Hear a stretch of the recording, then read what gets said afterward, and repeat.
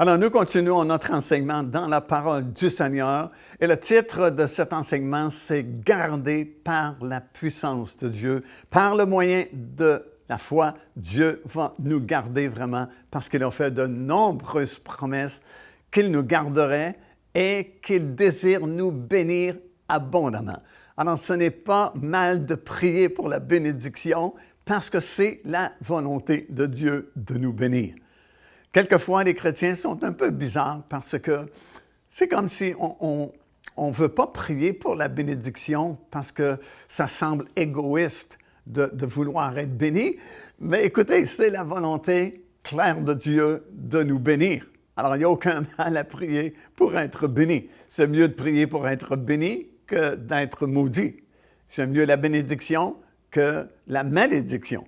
Et nous sommes du côté de la bénédiction, comme j'ai mentionné précédemment. Alors, on est dans le psaume 23, qui est un psaume vraiment très connu, même par les gens qui ne connaissent pas le Seigneur Jésus-Christ, qui ne connaissent pas le berger dont il est question dans ce psaume-là. Et ça devrait être un passage ou un chapitre vraiment très connu au milieu des enfants de Dieu, le psaume 23, parce que ça dit déjà dans le premier verset, « L'Éternel est mon berger, je ne manquerai de rien. » Et si vous êtes sauvé depuis déjà quelques années, bien, vous êtes un témoignage certainement de la provision que Dieu vous a donnée au cours de ces années. Dieu est toujours intervenu. Quelquefois, il intervient à la dernière minute, comme on le dit souvent, mais il n'est jamais trop tard. Il va entreprendre parce qu'il l'a promis. Il a dit, « Je suis le bon berger, vous êtes mes brebis et vous ne manquerez de rien. » Et je peux témoigner vraiment que Dieu a toujours pourvu à nos besoins. Vous savez, au tout début, lorsque je suis entré dans le ministère à plein temps, j'étais gérant des ventes pour une grande compagnie alimentaire au Canada. Et puis, j'avais quand même un bon salaire pour cette époque-là. J'avais beaucoup d'avantages sociaux également. Et puis, on a accepté le Seigneur Jésus-Christ, mon épouse et moi. Et quelques années plus tard, j'ai ressenti l'appel pour prêcher la parole de Dieu, pour entrer dans le ministère à plein temps. Et c'était une décision pas nécessairement facile à prendre parce qu'il n'y avait pas beaucoup de garanties de la part des hommes. Et ce sont deux assemblées vraiment qui se sont unies pour me fournir un petit salaire en comparaison du salaire que je gagnais dans cette grande compagnie pour laquelle je travaillais.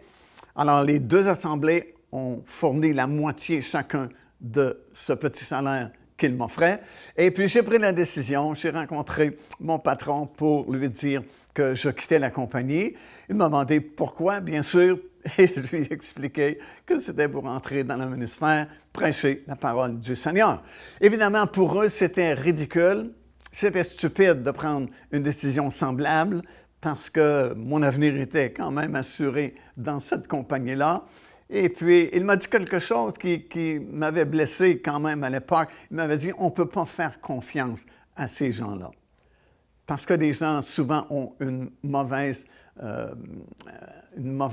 interprétation ou une mauvaise opinion des gens de l'Église. Parce que souvent, les gens confondent avec les églises en général, la religion ou les religions et vraiment la parole de Dieu. Alors, c'est bien différent, mais pour le monde, bien sûr, ils ne peuvent pas vraiment voir cette différence-là. Mais quand même, on a pris la décision de quitter mon travail séculier pour entrer dans le ministère avec ces deux assemblées qui devaient me soutenir.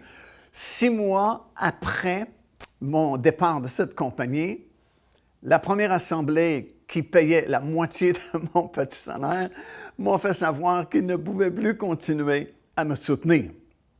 Alors, j'étais déçu, un peu désappointé, bien sûr, parce que je commençais dans le ministère à plein temps. Ça ne faisait que 6 mois que j'avais quitté mon emploi séculier et déjà, la moitié de mon salaire est coupée. Et tenez-vous bien, 6 mois plus tard, la deuxième assemblée me fait savoir qu'eux non plus, ils ne sont plus capables de soutenir mon salaire. Alors, exactement 1 an après avoir pris ma décision de quitter mon emploi pour entrer dans un ministère à plein temps, soutenu par 2 assemblées qui payaient chacun la moitié de mon petit salaire. 1 an exactement plus tard, je n'ai plus de soutien financier. Que faire alors? Écoutez, j'avais commencé déjà, bien sûr, à prêcher dans plusieurs assemblées. Et là, on remonte loin dans le temps quand même. C'était l'époque des cassettes. Et puis, après que j'ai prêché dans certaines assemblées, les gens venaient me voir et me disaient, est-ce que ce message a été enregistré? Et je leur disais, je ne sais pas, il faudrait demander au contrôleur du son ou au pasteur de l'assemblée. Mais ça a allumé une lumière parce que je me dis, mais pourquoi vous me demandez cela? Bien, ils ont dit, si on pouvait acheter la cassette, on l'achèterait parce qu'on voudrait réentendre le message. Alors, le gérant des ventes que j'étais avant, c'est comme réveillé en moi et je me suis dit, wow, si ces 2 assemblées qui devaient me soutenir ne me soutiennent plus, bien peut-être que c'est un moyen que le Seigneur nous offre pour subvenir à nos besoins financiers. Et effectivement, c'est ce qui est arrivé. Et puis, c'est devenu vraiment le soutien principal du ministère qui a été formé à ce moment-là. On a choisi ce nom-là, inspiré par le Saint-Esprit, Pain de vie, et on s'est incorporé. On a fondé le ministère Pain de vie qui a commencé à être soutenu par la vente de ces produits-là, ces messages qu'on enregistrait et que les gens se procuraient au tout début du ministère. Et puis, bien sûr, avec les années qui se sont écoulées, le ministère a grandi jusqu'à notre époque aujourd'hui. Alors, c'est une preuve vivante que Dieu ne ment pas et que sa parole, c'est la vérité et que nous pouvons nous appuyer entièrement sur ce qui est écrit dans la parole de Dieu. Et ce ne sont pas des promesses en l'air comme ça que Dieu nous fait dans sa parole, mais ce sont des paroles réelles, des promesses réelles. Et quand le besoin est là, Dieu va subvenir. Dieu va intervenir. Pourquoi? Parce que déjà dans ce premier verset du psaume 23, il nous dit « Je suis le bon berger, vous ne manquerez de rien. » Et Dieu a pourvu au cours de toutes ces nombreuses années que nous avons prêché la parole du Seigneur jusqu'à aujourd'hui. Dieu a été fidèle et il est encore fidèle. Ça, ce n'est que le premier verset du psaume 23. Et c'est un psaume vraiment particulier, très court. Il n'y a que 6 versets dans le psaume 23, mais chaque verset est vraiment très fort, très puissant concernant les promesses de Dieu. Versets 2 et 3 nous disent ceci. « Il me fait reposer dans de verts pâturages. Il me dirige vers des eaux paisibles et il restaure mon âme. » Wow! « Il me conduit dans les sentiers de la justice à cause de son nom. » Alors voilà, 2e et 3e verset du psaume 23 qui vraiment contiennent des promesses extraordinaires. Il y a vraiment 4 choses qui sont intéressantes dans ces 2 versets-là et qui vont comme ceci. Premièrement, ça dit « Il me fait reposer ». Deuxièmement, « Il me dirige ». Troisièmement, « Il restaure mon âme ». Et quatrièmement, finalement, « Il me conduit ». Alors, examinons ces 4 déclarations une par une. Premièrement, ça dit « Il me fait reposer dans de verts pâturages ». Le repos vient lorsque nous acceptons le Seigneur Jésus-Christ dans notre vie. Et je dis souvent à la blague que c'est facile de reconnaître les nouveaux qui viennent d'accepter le Seigneur récemment dans une assemblée parce que ce sont eux qui ont un beau sourire sur leur visage. Ce sont eux qui écoutent avec enthousiasme la prédication de la parole de Dieu. Ce sont eux qui vont répondre tout de suite « Amen ». Quand le prédicateur dit « Amen », ils vont répondre tout de suite parce que ces nouveaux-là viennent d'accepter le Seigneur Jésus-Christ et leur cœur est rempli de la joie du Seigneur. Leur cœur est rempli de la paix du Seigneur et ils se reposent dans de verts pâturages. Dieu sait que lorsque nous acceptons le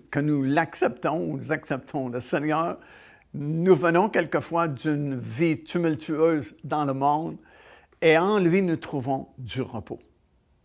Il donne la paix, il donne la joie, parce que comme on a déjà enseigné à plusieurs reprises, notre esprit à la nouvelle naissance est recréé et Dieu dépose dans cet esprit nouvellement recréé à l'état embryonnaire les forces ou les puissances du royaume de Dieu, qui sont la paix, la joie, la patience, la bonté, la bénédiction, ce que nous appelons le fruit de l'esprit, comme Paul le mentionne dans Galates 5e chapitre et le verset 22.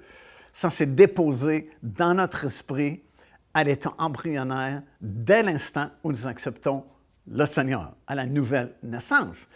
Alors, c'est pourquoi tous les nouveaux qui acceptent le Seigneur, instantanément, ils ont de la joie. Instantanément, ils ressentent la paix du Seigneur. Instantanément, ils vont comme ressentir, et on entend ça très souvent, c'est comme si un fardeau a été enlevé de leurs épaules.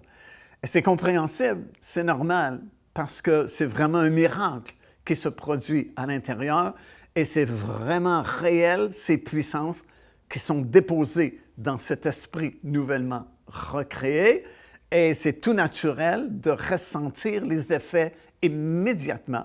Bien sûr, le fruit va se développer tout au long de notre marche ici-bas, mais quand même, vous allez le ressentir immédiatement. Et c'est pourquoi, habituellement, lorsque vous êtes dans une réunion d'évangélisation et que des personnes acceptent le Seigneur, bien, s'ils étaient sincères, si elles se sont vraiment repenties et vraiment été sauvées, ça va paraître même sur leur visage. Et c'est pourquoi je dis toujours, c'est facile de savoir quand on va prêcher dans une assemblée où sont les nouveaux, parce que c'est eux qui répondent le plus rapidement, bien sûr, parce que c'est tout frais dans leur esprit. Alors, ça dit, il nous fait reposer, remarquez, dans des verts pâturages. Pas juste un vert pâturage, mais deux verts pâturages. Les pâturages, c'est pour la nourriture. Et bien sûr, lorsque nous sommes nouveaux, c'est tellement agréable de recevoir l'enseignement, la prédication de la parole de Dieu, parce que c'est comme une bonne nourriture qui entre dans l'homme intérieur, dans notre esprit. Et à ce moment-là, ben, c'est merveilleux de savoir qu'il n'y a pas juste un vert pâturage, mais il a deux verts pâturages. Deuxièmement, ça dit, il me dirige vers les eaux paisibles.